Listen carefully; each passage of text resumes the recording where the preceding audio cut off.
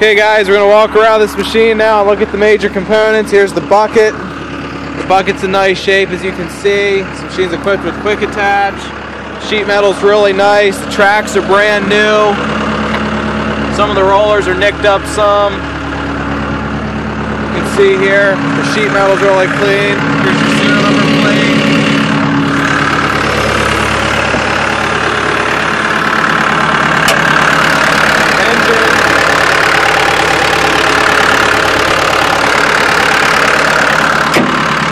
The other side of the undercarriage.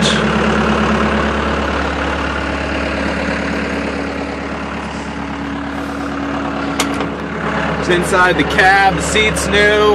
It's missing some vents and other stuff, as you can see here. Manual's missing. Here's the hour meter. Controls.